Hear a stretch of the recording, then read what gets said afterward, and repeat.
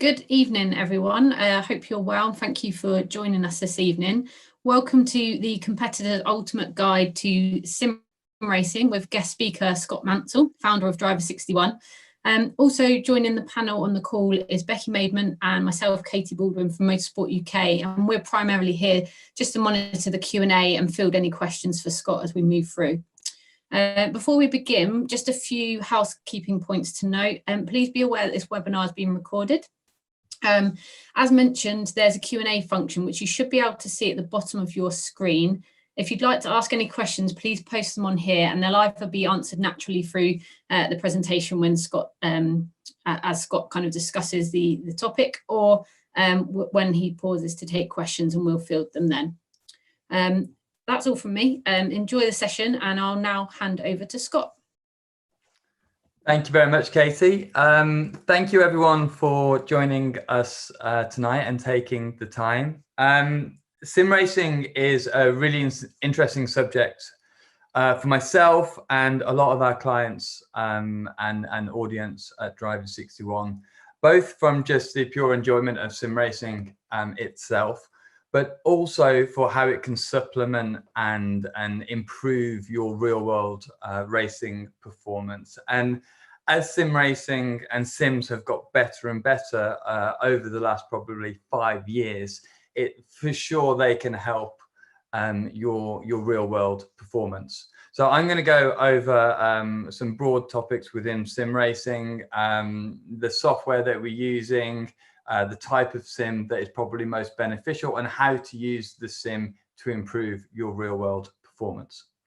So just a little bit about myself, if you don't know. I've been sim racing since 2015, so pausing and restarting in the racing games. I founded Driver 61 5 years ago now, and we are an online resource for racing drivers. We have tutorials, free circuit guides that hopefully you've seen, and our ultimate aim is to help racing drivers. I've been racing myself for over 25 years, won numerous European championships, and raced and been lucky enough to race and test hundreds of cars over the years, from Fun Cup and Master MX-5s all the way up to 25 or actually 30 different Formula One cars and GP2 cars, F2 cars, as you can see in this image to the right. For the last 15 years, I've been coaching as well. I've covered hundreds and hundreds of thousands of miles over that time in the passenger seat. I've trained for brands such as Ferrari Motorsport and Lotus and Renault F1 teams. And last year alone, I worked directly with 120 different drivers through our training programs, which means 26,000 miles in the same car on the same track. And with those kinds of figures, you really get a broad understanding of how club and amateur drivers work and the kind of barriers that they face when they're driving on track. And as I mentioned before, I've been sim racing since 2015. So just a little bit about Driver 61. And if you saw the previous seminar, then I'm sure you know this already, but I'll just whiz through it quite quickly. We train amateur and professional racing drivers, probably 80% amateur drivers and 20% pros. We have the world's most popular online training program, the Drivers University, which you can see on the right-hand side of the screen here. They're whiteboard tutorials, fairly in-depth or very in-depth, things like how to trail brake, understanding weight transfer, how to extract the most from your race car on track. We also have in-depth circuit guides. So we've got Brands Hatch, Silverstone, Spa, for example, all 30 to 45 minutes long, and explaining things like where you should be looking on the circuit, some braking references and different lines that you can take through the various corners. And I mean, it's a real privilege. These things are very popular. They've been viewed over 1 million times over on YouTube and on the website. Then 3 or 4 years ago, I took a step back from the normal coaching that I was doing, where I was kind of following 5 or 6 drivers a year around the circuits of the world, and actually looked at how I could try and teach drivers more quickly. And with that, we've developed our own driver training programs where we isolate individual techniques and layer up those techniques throughout our training program. So we start off with the fundamentals, vision, how you load a car up into a corner. And then we actually go on to actually, how do you find the limit and how do you manipulate that limit once you get there to extract more grip from your car? We found that a lot of club drivers had never really experienced the limit of a car in a predictable way. And we wanted to give them that skill and give them that skill whereby they could figure out how to be fast themselves rather than just being told. And that equates to working with over 250 drivers, more than that now, actually, getting close to 300 drivers in the last 3 years through our real world training programs. So it's an absolute pleasure to work with all those drivers. Now we've got a team, we've got 3 of us who do the coaching with all those club drivers.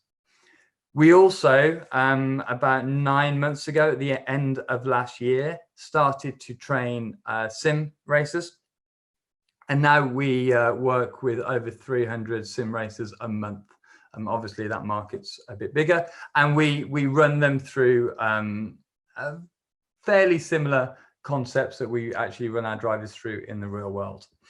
The goal of Driver 61 overall is to open up motorsport to as many drivers as possible, get them up to speed, keep them interested in this sport that we all love, and make them feel comfortable and confident in their race cars.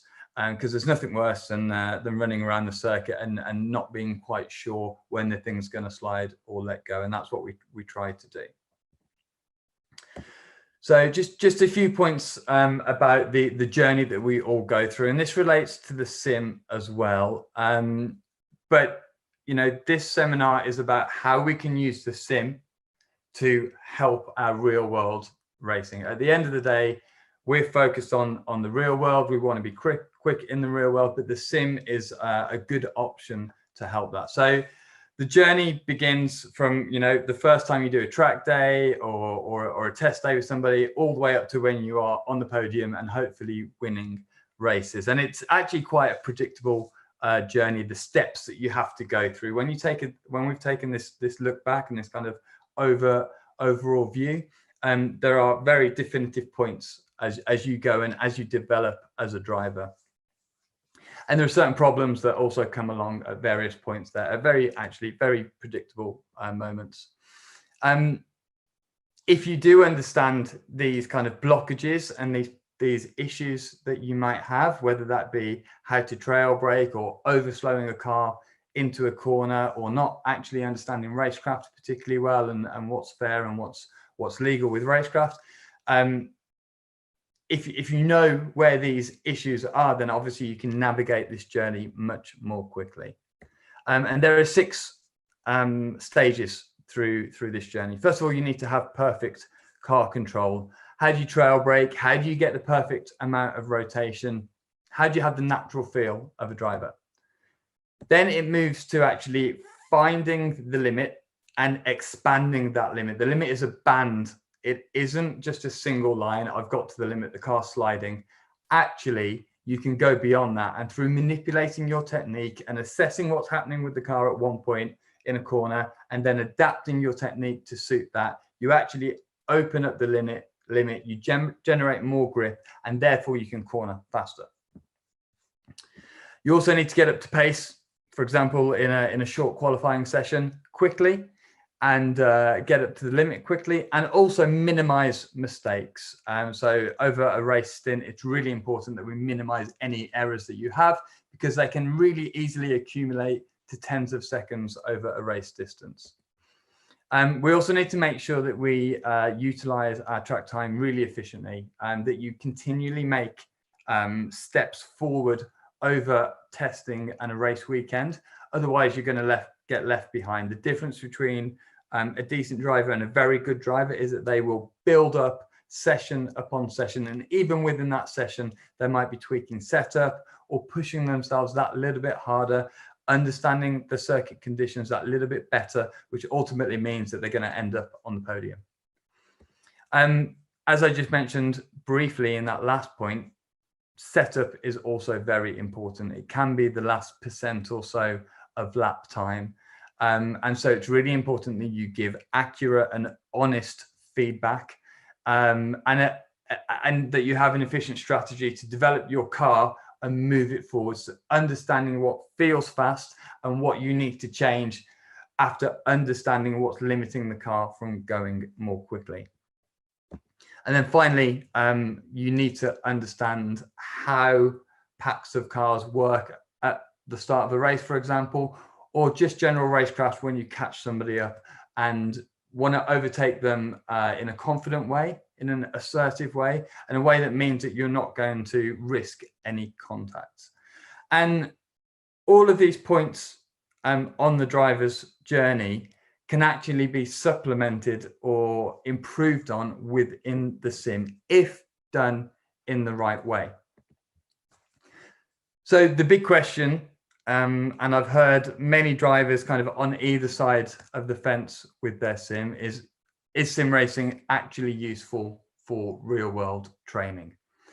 And for me, with all the experience that I've got in kind of bridging the gap between sim and real world racing, I would say it's an absolute yes.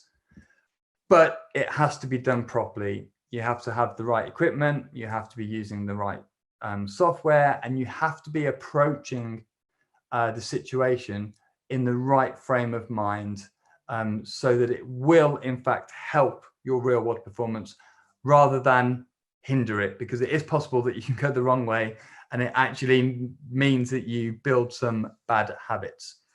So of course, there's multiple pros to the sim. You get unlimited track time. You can just keep on lapping. It's cheap-ish.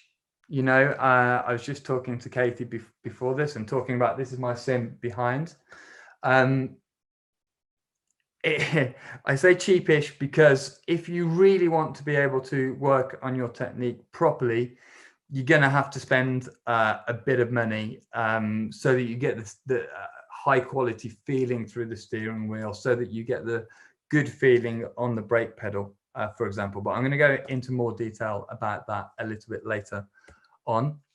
And of course, the risk and danger is lower. Obviously nowadays with modern safety and the circuits, things are much safer, but when you're sat in your front room, it's obviously as safe as it possibly can be.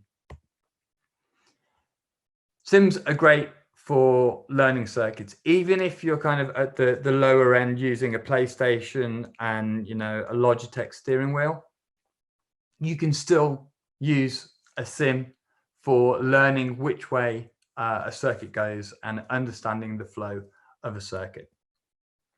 If you do go to more of the higher end sims and you've got it set up properly, you can use it for building proper technique 100%. You can use it to understand how you find the limit properly. You can use it to improve your trail braking. You can use it to improve your racecraft. There's many things. And of course, I'm going to go into those in a bit more detail later on. It also helps build your mental capacity. If you were here for our last seminar, I spoke a lot about mental capacity and how easy it is to overload yourself when we go out testing. And this is one of the things that we focus on in our real world training, is that we hire a circuit exclusively. We break all of the techniques down into small little bite-sized pieces, because if you imagine a typical test day or a track day, we're going out there, we're trying to brake as late as possible, turn the car in at the right point, get on the throttle as early as we can. There's 20 other cars, 30 other cars on the track with us. There's just too many things going on for us to really absorb and learn as much as possible. It's like trying to learn to juggle with 10 balls right from the beginning. It's never going to happen, or it's going to happen much more slowly than if you just started off with a couple. And so within sim racing, you can actually have a very consistent environment. The circuit can stay the same. The tires don't go off.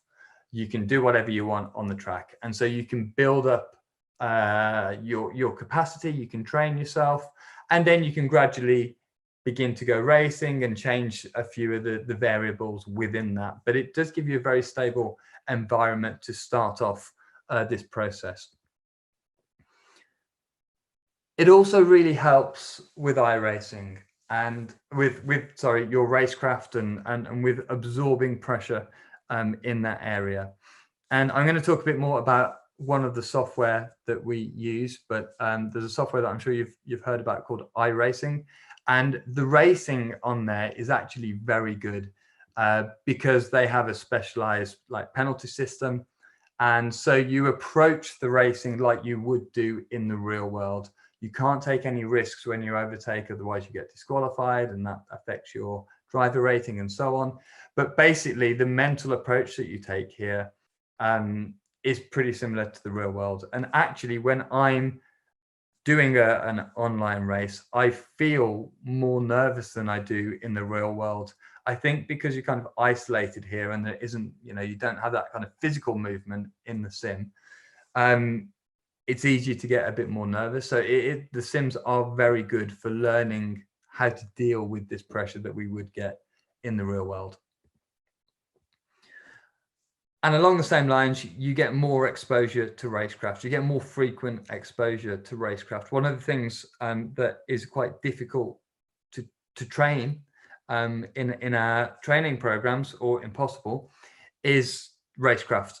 Okay, I mean, the situations are that you obviously can't practice that in anything other than a race, and the situations aren't repeatable. You can't have the same situation happening twice. And so when we coach racecraft, you always have to do an analysis after the fact.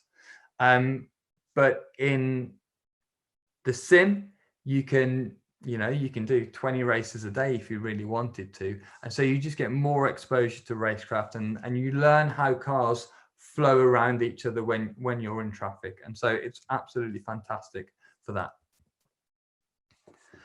And then on to the final point along your driver's journey is that it allows you to try setup in a consistent environment. Some issues with the real world is that you'll make a setup change in between sessions of a test day, and if there's an hour and a half between those sessions, well, the circuit's changed in that time, whether there's rubber being put down into the track, the track temperature's changed, or people are dropping oil and so on.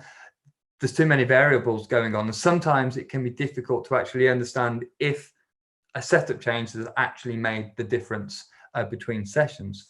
In the sim, as I mentioned before, you can have consistent weather conditions, consistent track conditions, and so you can begin to understand how various different setup changes will affect a race car. Now, I will say that some of the sims are better than others in terms of how realistic a spring change is or a damper change is compared to the real world. And I mean, all of them have slight kind of holes within that, because obviously it's quite a difficult thing for them to model, and they're not quite there yet. But I would say that 80% of the changes are very similar to what would happen in the real world.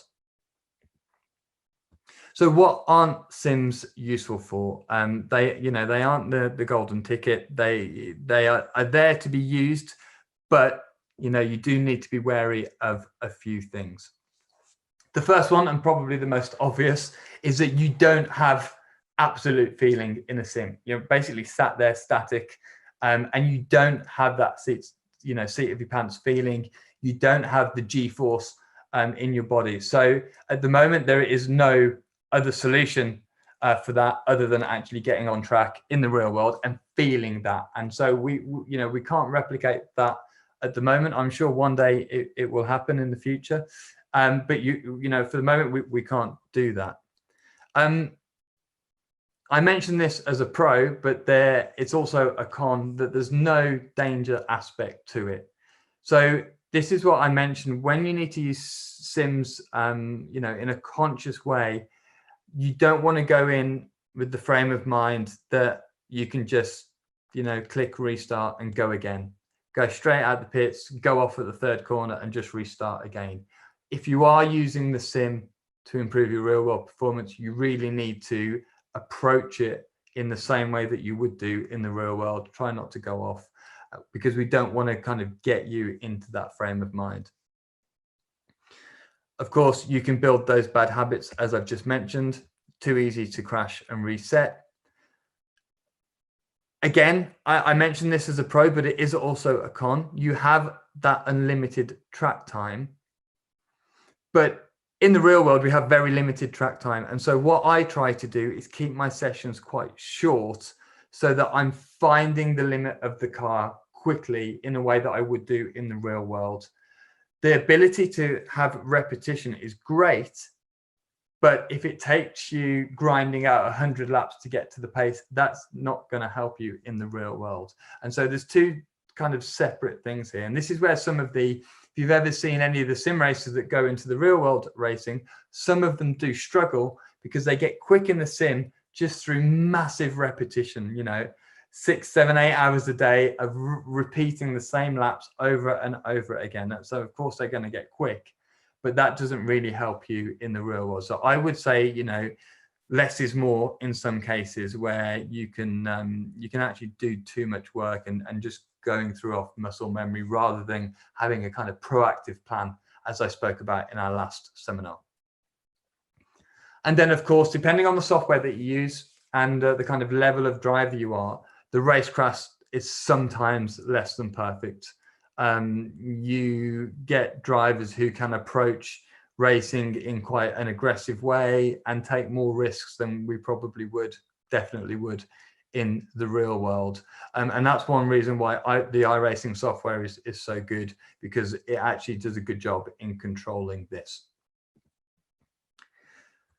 So just a few points about what kind of sims are useful. I have numerous conversations with, you know, many real world drivers, and they tell me they have a sim, and I ask them, oh, you know, what software do you use? What kind of steering wheel do you use?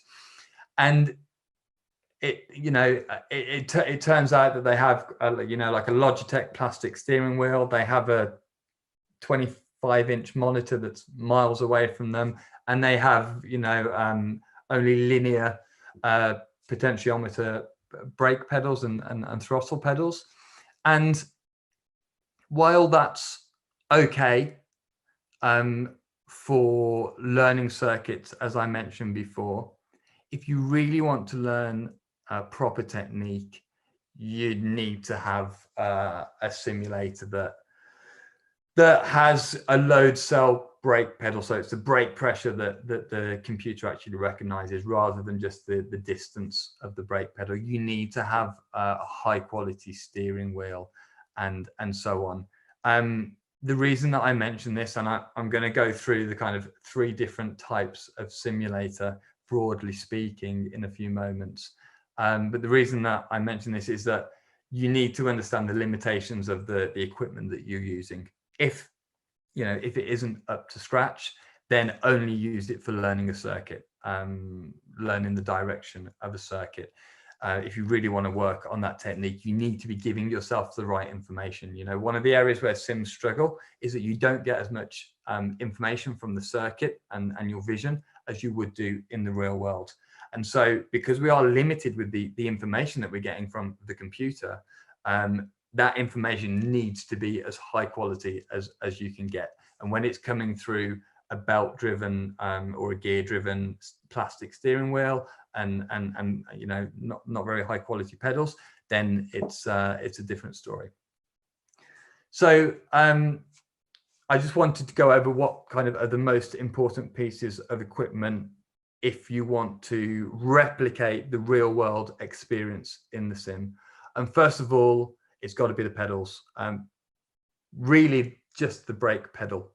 I was just showing Katie earlier actually that there's certain qualities of pedals. What you really want is you want to have something with a load cell in it, which means that it's taking, this is one of my pedals here, so you can see the quality of the equipment. These have load cells in them, which means that when you press the brake pedal, the computer understands the load going through the pedal rather than the distance that some pedals actually use. This is really important that you've got a high quality pedal, brake pedal especially, because you guys know how important the brake pedal is for trail braking and manipulating the balance in the car as we're coming into the corner. And if you don't have that, and if you don't have the right feeling, you're really going to struggle. And actually, when you don't have, the right pedals or the right steering wheel, the difference between the real world and sim racing, it becomes a different thing. And so it doesn't supplement your real world racing particularly well. The next thing is a steering wheel. You've got a few different types, which I'm going to run through. You've got the Logitech type, like I've been speaking about.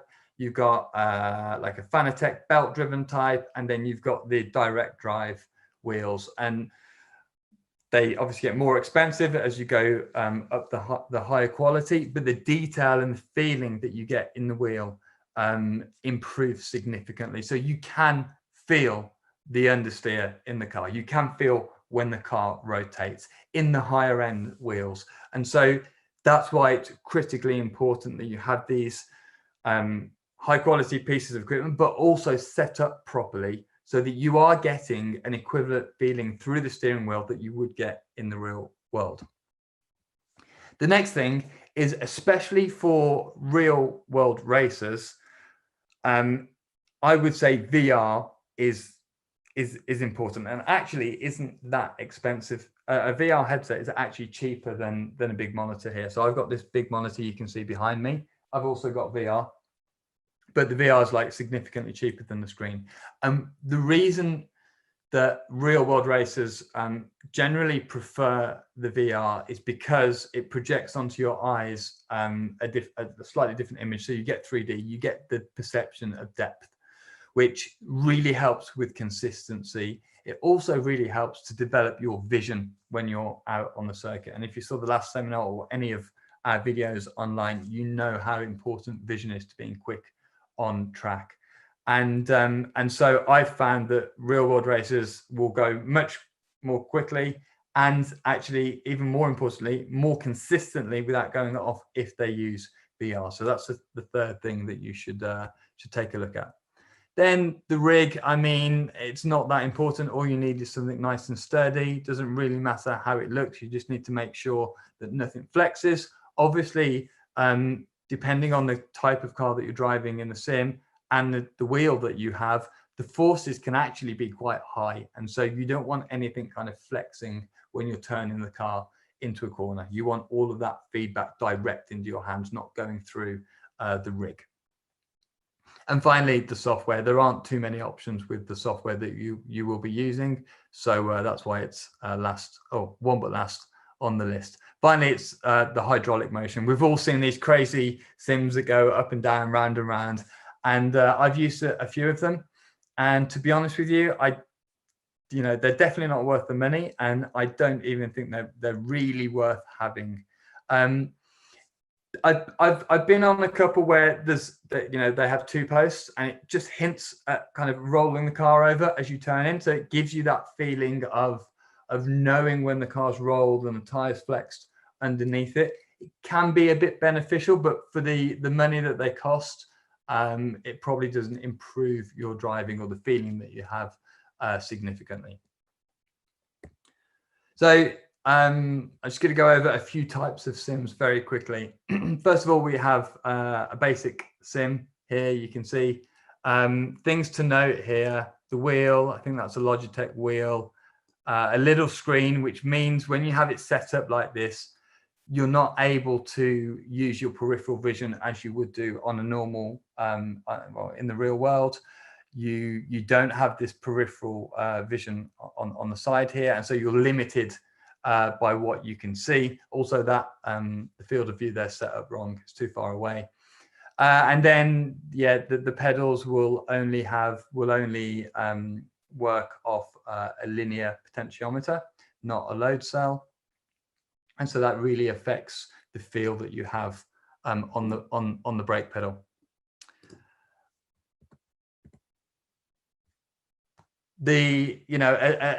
A sim like this, if it's running through a PlayStation or an Xbox, would typically use some kind of software like Gran Turismo Sport or Forza.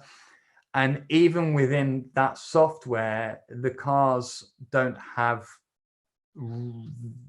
realistic dynamics. I think usually because they're played with a pad or something like that, the window in which the car sits is typically way too big, and the dynamics just unusual. So you have to get into the kind of the PC software, iRacing, Assetto Corsa, for example, to really get the proper dynamics, which is what we need if we want the sim to supplement our real world driving. And a setup like this could cost you around £1,000, maybe even less if you already have the PlayStation and so on.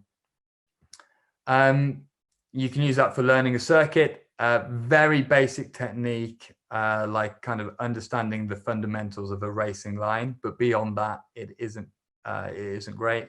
And of course, you can use it for a little bit of mental capacity if you're kind of driving in a race and so on. There's no realistic feel really in these. The feedback in the wheel isn't particularly good. You're not immersed properly. You can see how far away that screen is. You're not using your peripheral vision, as I mentioned, so it isn't particularly realistic. And you're separated from the real world experience. Next step up is an advanced sim that you can see here. This is actually one of my friend's simulators. You can see here he's got a Fanatec direct drive wheel.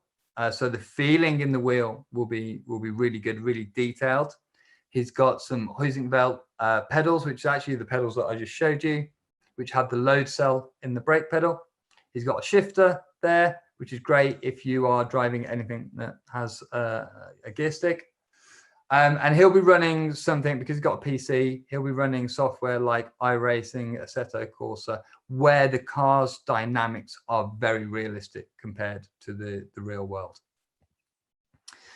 And the important thing here is he's got the 3 screens there, as you can see, but you can see on the seat that he's got a VR headset as well, which is, I think, really important, as I mentioned, for the real world drivers. And this will cost you between £4,000 and £10,000. So as I mentioned at the start, it isn't cheap. It is a chunk of money, but this is a good sim if you want to do all those things and improve your technique, understand trail braking, learn how to heel and toe, how to control rotation, and so on. This is about where you need to spend. Now, down at the lower end, you can buy all the bits yourself and plug them together. What I will say is that these things all need setting up well. If you don't do the research and get into it and really understand the settings in the wheel and the pedals and also the graphics, then you're not going to get a realistic experience. Towards the top end there is if you buy one ready to go from some kind of distributor who builds them and sets them up. That's the important thing. It's all well and good buying all the bits, but if it's not set up properly, it isn't going to do the job as well as it could do. Steering feels real. You can feel the understeer. You can feel the oversteer. The VR means it's really good immersion. And actually, I will say, like when you're in a race and you're using the VR, if you haven't used VR before, sometimes you can forget that you're in there. It feels so real when you've got it on. And with the kind of current generation of headsets, the resolution is so good that it's difficult to actually tell. The older ones, you could see pixels in the screen because the resolution wasn't very good. But nowadays, it's getting more and more difficult to see that. But when you're in the thick of it and having a race, it feels so real. So it really puts you in there, and that also means that you feel the pressure, you feel the kind of adrenaline that you would do pretty much in the real world. So these are great for learning technique, as I explained, for pushing yourself, for finding the limit, for racecraft, for setup, and so on. And they really help with capacity. Again, when you're kind of around another 20 drivers on track and you're in a real race with other people online, it really helps to build that and build your resilience to pressure. Cons are it's expensive, and still, although the brake pedals are very good, it's the kind of Achilles heel of sims, because you don't, you can't quite feel when it locks up like you would do in the real world. And so you end up relying on your other senses somewhat. You can hear the tires screeching, you can see it if you're in a single seater, for example, but you don't quite get that feel. So actually, sometimes driving in the sim is more difficult than the real world, because you do have less information coming at you, like through your backside, and the G-force and the feeling in that brake pedal. And then finally, we've got the kind of sims that are just for exhibitions and stag do's. I think these are the big hydraulic sims that try to simulate the feeling that you would have in the real world. I think they cost 20 to 50 grand. I'm sure some of the kind of smaller hydraulic ones are a bit cheaper, but you can't simulate the prolonged G-force that you feel. All you can simulate, even with the hydraulics, is kind of getting on the brakes and then kind of accelerating, but you can't make it continue because there just isn't the space to do that. Like I say, I've never been on one this extreme that I'm showing in the picture here, but I've been on a few motion platforms, and it's at the moment it's a bit more of a gimmick than it's really worth, in my opinion. Like I say, if they just move a little bit, just to kind of simulate turning in and just initially getting on the brakes, it's a little bit more information. That's all you're looking for with the sim, is for it to give you as much information as you can, so that you can drive the car on the limit properly. But these things are just going way too far. Very expensive, doesn't actually add too much value, and of course you've then got to calibrate it, and you've got another thing to think about. So I've gone over kind of what kind of hardware and equipment is right. Just very quickly wanted to go through the software that we use and what's useful if you do want to improve your on-track performance. You might ask, why do you need different software? Well, there's, depending on what car you're racing, iRacing might not have it, various other softwares might have it, and so you might need to flick between different pieces of software to get the right car and track combination that you want. A lot of the circuits, as you probably know, are now laser scanned, so the details in them are very good, but a couple of the circuits haven't been laser scanned, and so they've just been designed, and so the bumps aren't really in the right place. Some of the the feeling of the track just isn't quite there. So you might want to flick between different software for that. You've got iRacing. The physics are great in iRacing. The car reacts how you expect it to in most cases. The car will rotate if you trail brake in too much. It will understeer if you kind of bleed in the throttle too heavily, too early in the corner. That's why I say it's really good for actually learning your technique and building that kind of foundational level of technique. As I mentioned before, iRacing is fantastic for real racing. You get put in a group of very equivalent drivers to yourself. There's always thousands of people racing online. There's this penalty system and a kind of rating system. So if you tap somebody multiple times in a race, you'll actually get disqualified and they'll remove you from the race. And so what it does is it puts everybody in the right frame of mind. So you'll actually find that most of the racing on there is very sensible and quite realistic when compared to the real world. There's another piece of software called Assetto Corsa. Again, the physics are very good in Assetto Corsa, and it's very realistic in terms of playing with the car. There's a fantastic variety of cars and tracks in Assetto. So what you might not find in iRacing, you will find in Assetto. But the online racing is difficult to set up, and there's no rating system there. So the online races, unless you're kind of part of a private group of drivers, typically the kind of public online racing there can be very, very messy, and it isn't really worthwhile because people are driving into each other. R Factor, again, a lot of a lot of the bigger sim companies where you might go and hire some time, such as guys at Silverstone and so on, and they typically use rFactor or the professional version of rFactor, which allows you to map your specific race car, change the power, change the grip, the downforce, and so on within that. But the base level of rFactor, again, the physics are really, really good. There's a big variety of cars. You can download lots of modifications. Some are better than others, to be honest with you, but typically the physics are very good in rFactor. And again, there's a good variety of cars, of tracks as well.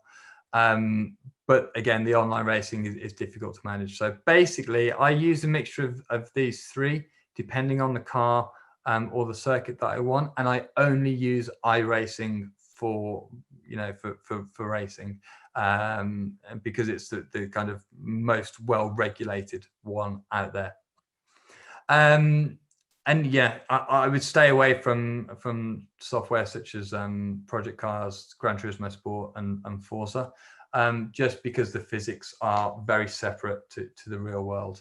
Of course, if you're going out there and just want to learn a circuit, then by all means go and do that, but understand that it's only to learn the circuit, and we don't want to build any bad habits there, because it's very easy to do with the massive repetition that you can get on the sim.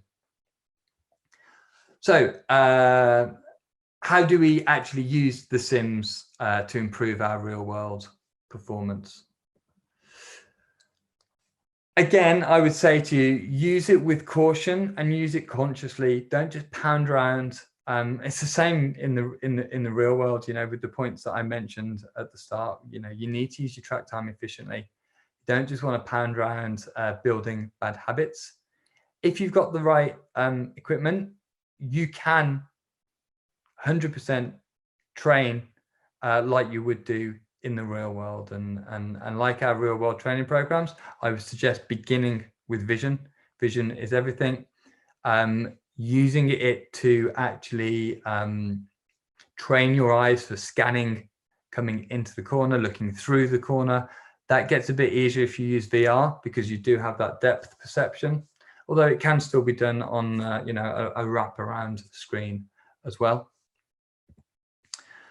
Of course, you can use it for steering. If you do have a quality wheel here, like I've got in this picture, which is my old sim, you can feel when the car rolls over and loads up. You can feel when that load's going through the tire.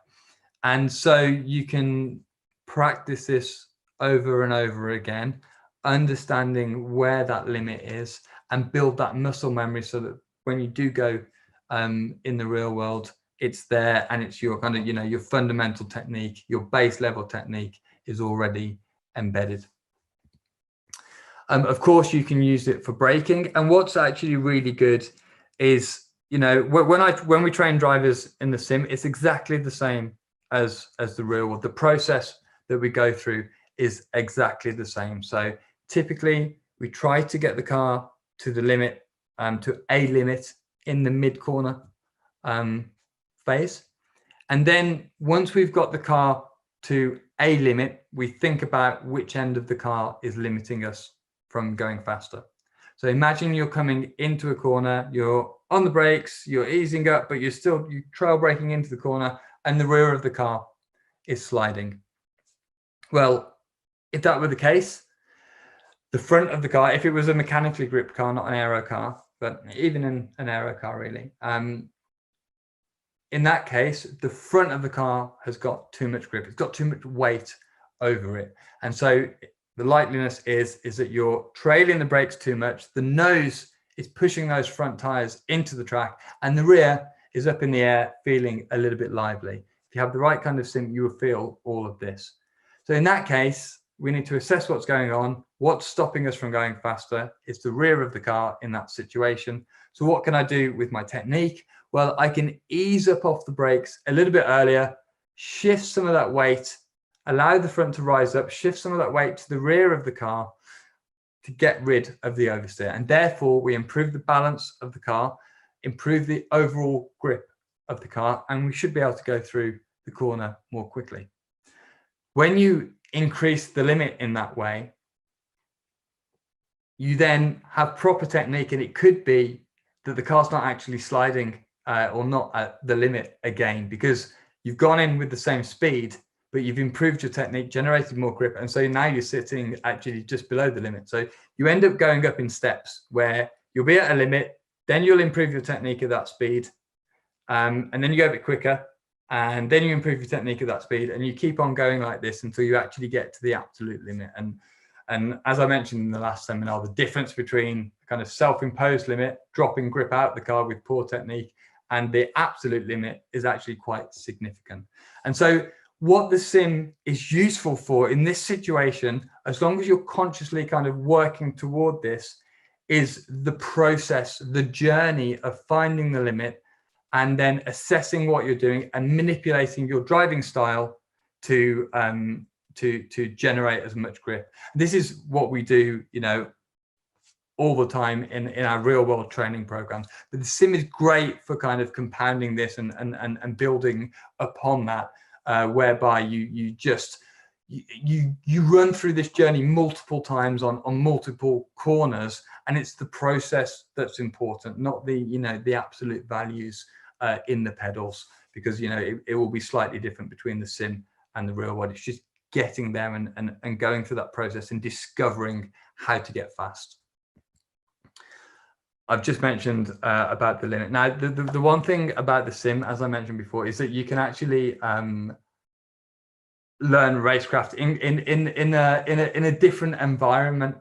It's actually really good in some ways, the flexibility that you have in the sim. So, for example, that braking technique that I just mentioned, in our sim course, we actually teach drivers to trail brake on an oval, and we do it on an oval.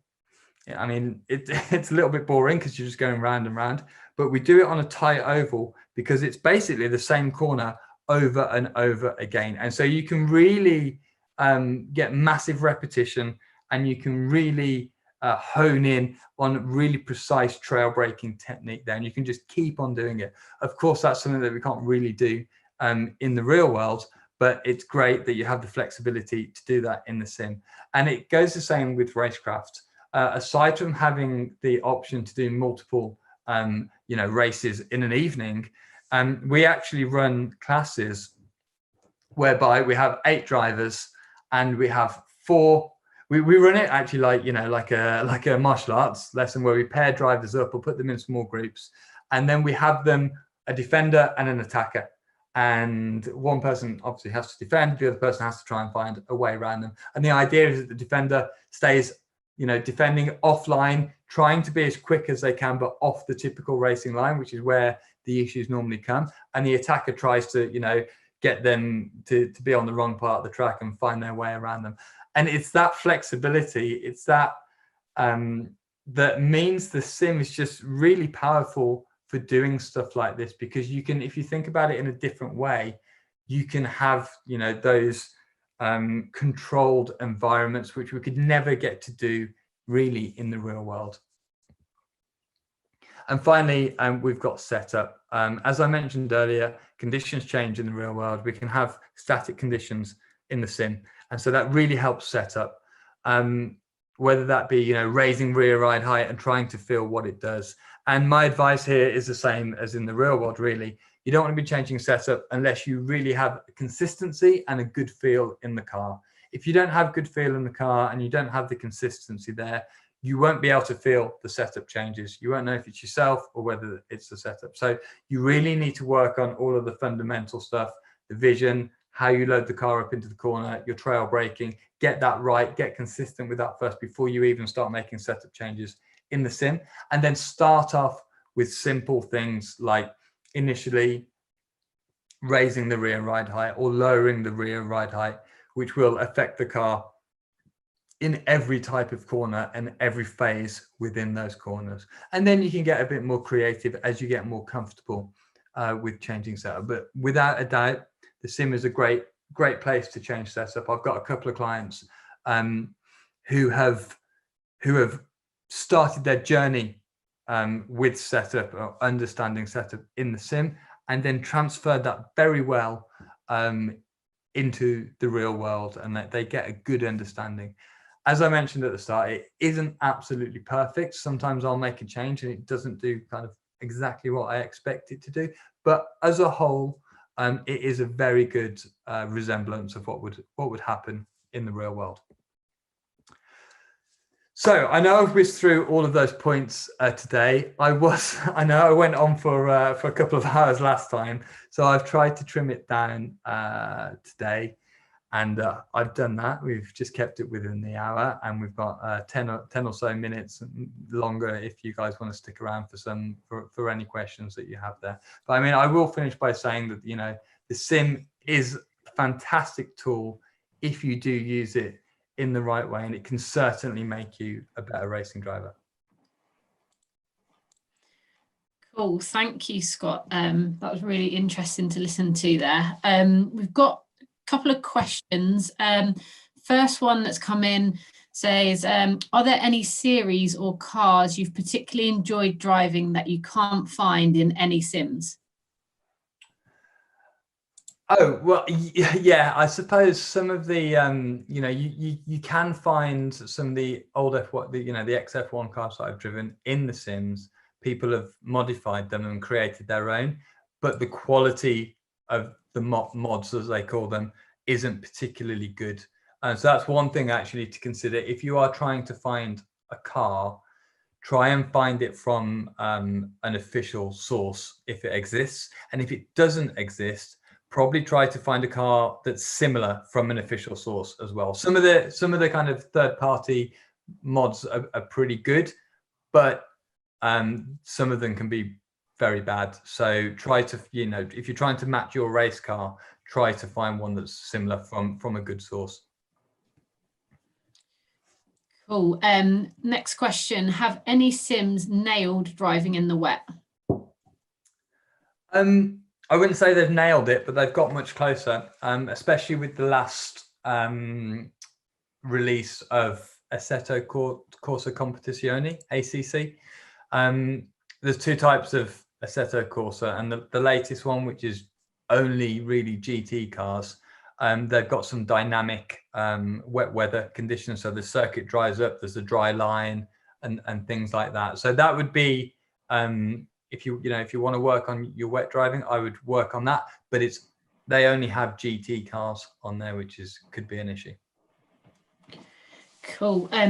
Dawn has asked, can you recommend where to buy a good steering wheel and pedals? Hello, Dawn. I think is that Dawn Tunbridge? Yeah.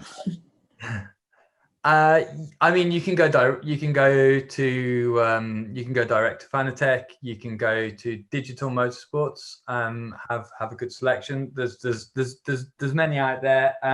For the steering wheel, like the kind of best value for money, I would say, is the Fanatec equipment. FANATEC. And then for the pedals, it depends. You know, it depends on your budget.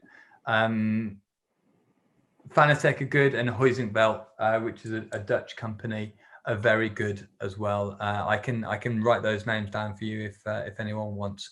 But yeah, again, it depends on your budget. Like this pedal that I showed to you guys earlier, the pedal set here is almost £1,000, so it isn't cheap, but they are really, really good. They do a cheaper version that is 600 quid, and Fanatec do a version that's a bit cheaper than that as well. Yeah, it's like many things, you know, if you want the absolute, you know, the quality and the feeling in the pedal, it's a bit more expensive. Hector asks, what are the bad habits a sim might introduce which don't translate into the real world? I mean, let's say that you've got a high quality sim. That's the first thing to say, because if you're not using a high quality sim, then it's very easy to get on the brake in the wrong way or turn the car into the corner in the wrong way. I'd say the biggest issue with them is probably if you're not going along the right route with your technique and kind of being steered a little bit by a coach, then because of the repetition that you get on the sim, it could be quite easy just to do the same thing wrong 1,000 times, and that gets kind of embedded into your natural style. So you've got to be a little bit careful of that. And then the second thing I would say is that you've got to make sure that your mentality is similar to the real world. So, you know, as I mentioned at the start of the seminar, don't just go out there, spin at the third corner and restart and go again and do the same. You need to kind of build up like you would do in the real world. Treat going off the track or making a mistake in this kind of same way that you would do normally. Awesome. Nicole's asked about what's the best way of getting some sort of program going with yourselves. I think she means with Driver 61. So perhaps we could send out some information afterwards, after the webinar. Yeah, of course. We've got all the free resources on the website, driver61.com. We do real world training. We do sim training, which is all on the website. So yeah, go and have a look there. We can send it out. Yeah, definitely. Tom Bird has asked about what would you say the benefits that can be taken from the sim over to real world karting? You know, the obviously karts don't have the, you know, weight transfer and pitch, trail braking, things like that, like you would do in a race car. But things like vision, racing line, racecraft, that's what you can take across. Everything apart from the kind of race car specific like driving technique. Cool. We've got quite a number of questions coming in, so I'm just going to ask you a couple more, Scott, and then perhaps we could follow up and send out some answers after the webinar as a follow-up tomorrow. Okay, I'm all right for 10 or 15 minutes. If you, okay, cool. All right, we'll see how many we get through, and perhaps then we can answer some afterwards.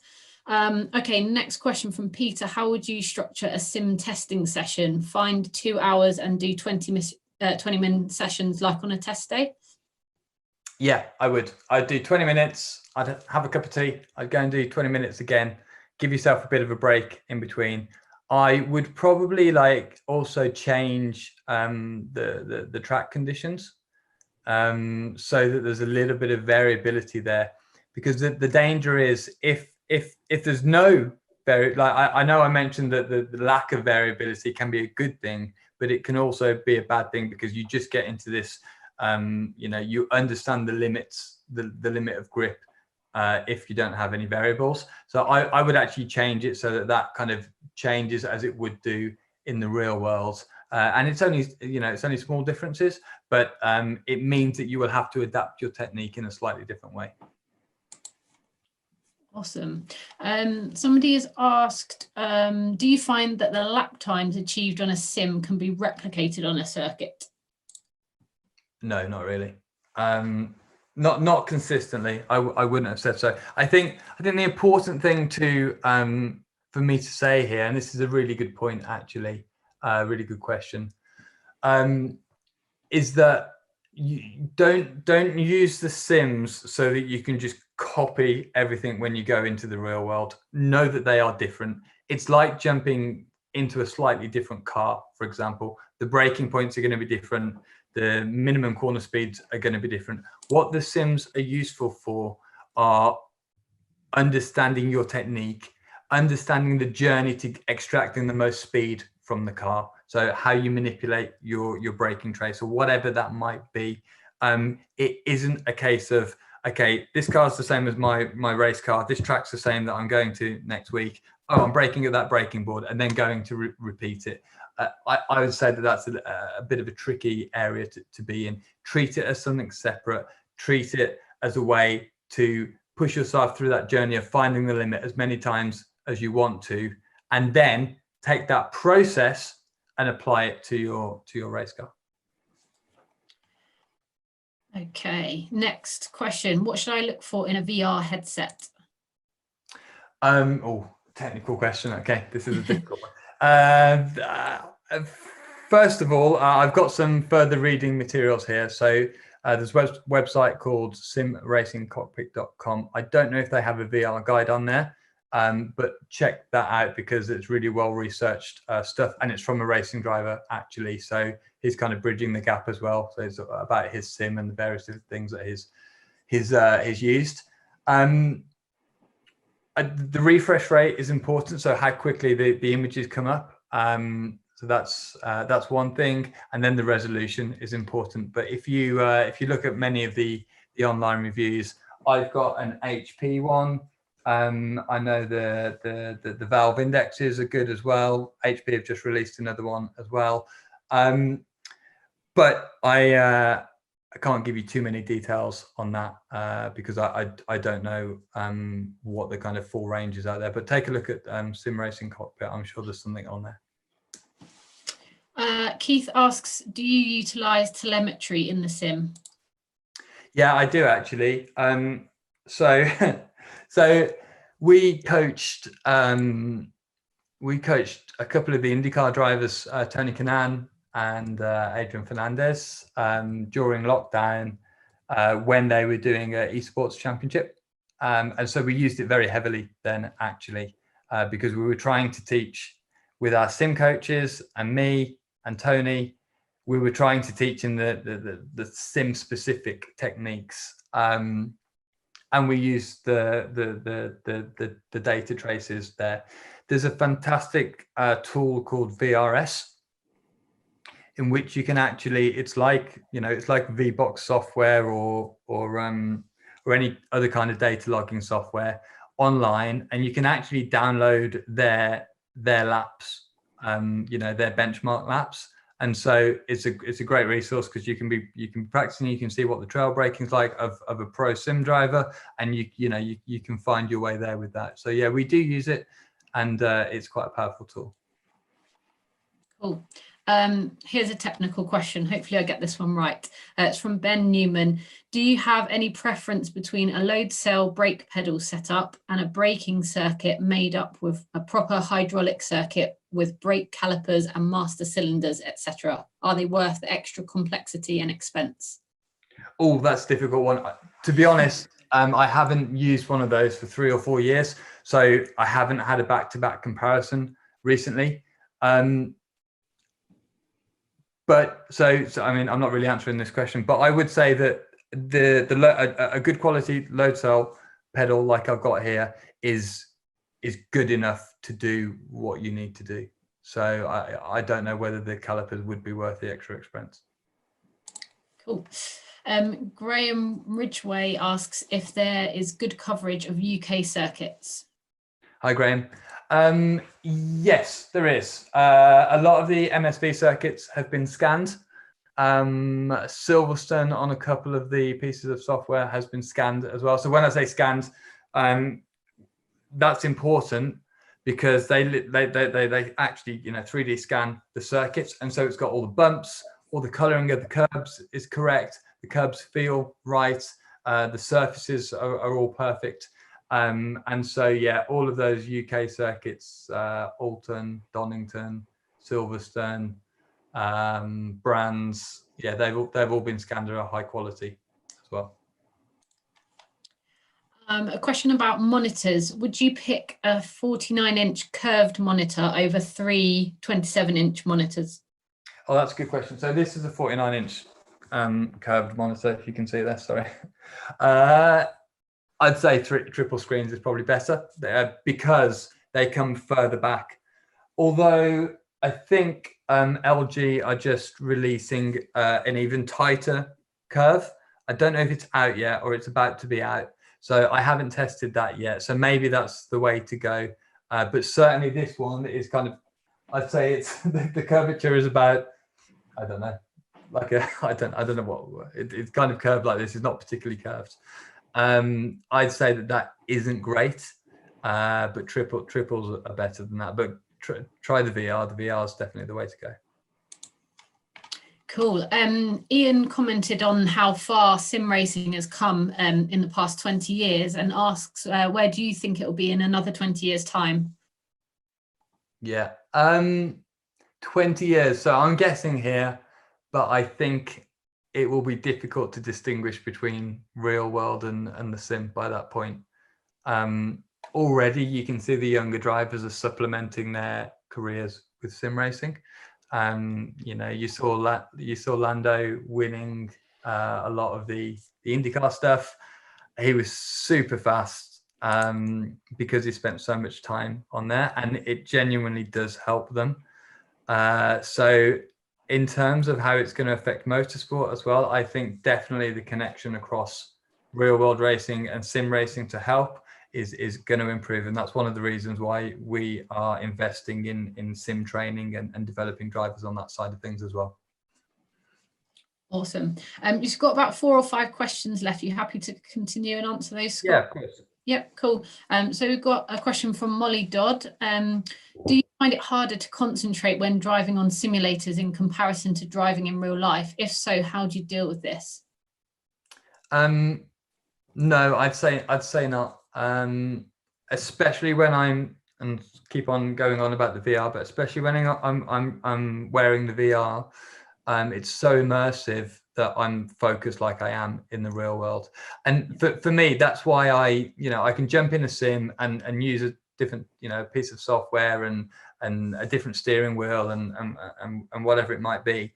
And if I get in and I can be as quick, if I can get up to speed as quickly as I can in the real world, and I kind of run through the same processes as I do in the real world, I know that it's a really good sim and it's useful for training, because all the processes, all the way that we go about finding the limit is exactly the same. So no, I don't lose focus. I would say maybe with a single screen, if I were to use a single screen, I might lose focus then, simply because it isn't as immersive.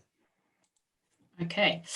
Chris says, could you recommend any software to run with iRacing to help in the sim?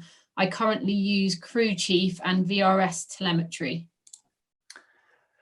No, it seems like it's got it sorted. I mean, that's all that we run as well. One of the things is just to look at the replays. I mean, the great thing about the replays is it shows your pedal traces when you're looking back, and so it's the same as when you'd be analyzing a video in the real world. You're looking at the steering wheel. You're looking to see how that steering wheel is working in relation to the car, to see if you've got understeer, to see if you've got rotation or oversteer.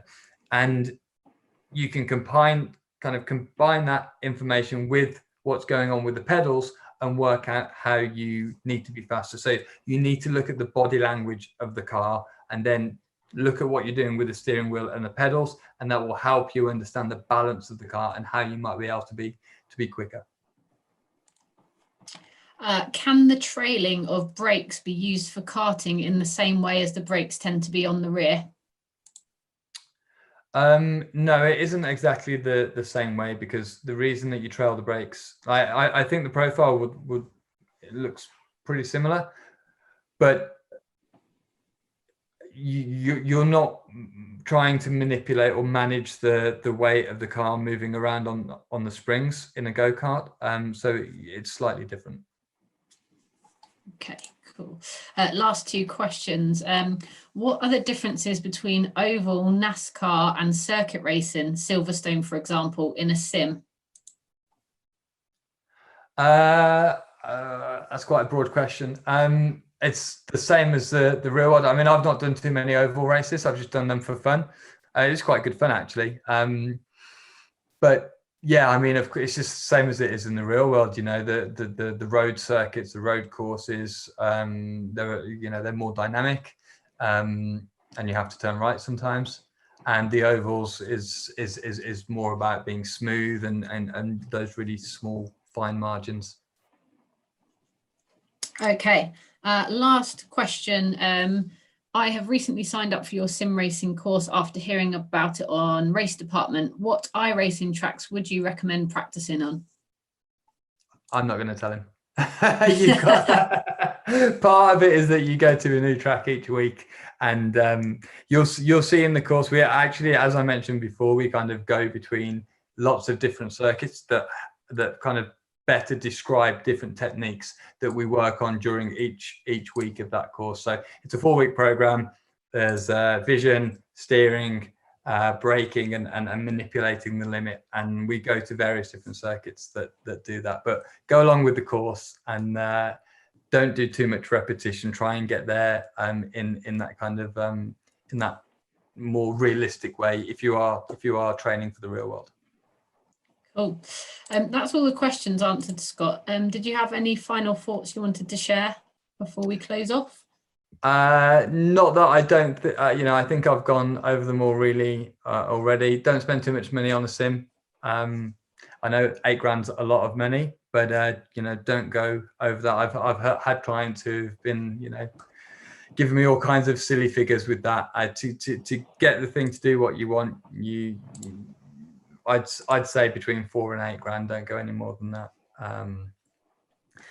If you want to check out some more about driving technique, we've got the Drivers University, which is 6 hours of free content into the details of racing. We've got our real world training programs and our sim training programs, which are all detailed on the website. And the website that I mentioned earlier, simracingcockpit.com. There's sim building guides if you did want to put your own together, and some setup files for your steering wheel and pedals and so on. And if you do have any questions, just email me at scott.mansell@driver61.com. Awesome. Thank you very much, Scott. That was really, really insightful. And thank you everyone for attending. I hope you found it useful. As Scott said, if you enjoyed the session, check out Driver 61. And if you'd like to see more from Scott and our other guest speakers, you can head to Motorsport UK website to sign up to some further webinars in the series. Thanks again, everyone, and enjoy the rest of your evening. Thank you, guys. Looking forward to seeing you in the next ones as well. Thank you.